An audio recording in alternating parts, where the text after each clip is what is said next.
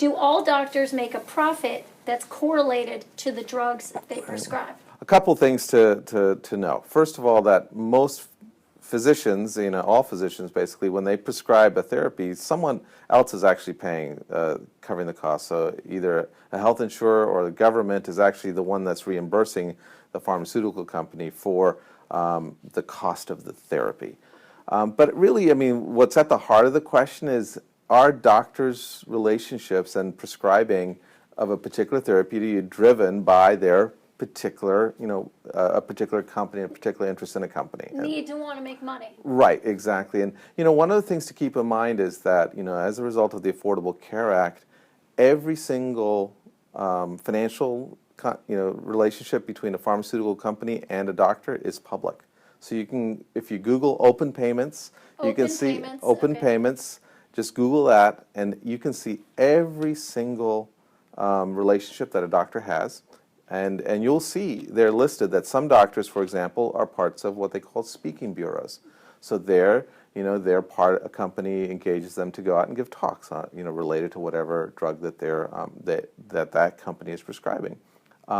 They may also see that a physician is perhaps invited by the company to go and give them advice about a particular clinical trial. It's called consulting. You might see that there's some consulting.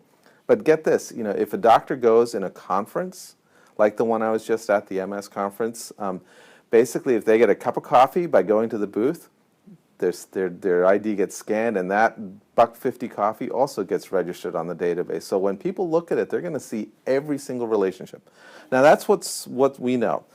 Now, is a doctor's prescribing affected by a particular company's and their interest? Doctors are human beings, and they will go with what they think is the best medicine. I'm sure, some doctors prefer one therapy versus another different strategy. A lot of their interest around that is driven by their own experience and what they believe is the science behind a particular drug. I will say that being in a neurologist's office and having my doctor spend 45 minutes laying out all the options, and I was actually quite wanting him to guide me in a certain direction.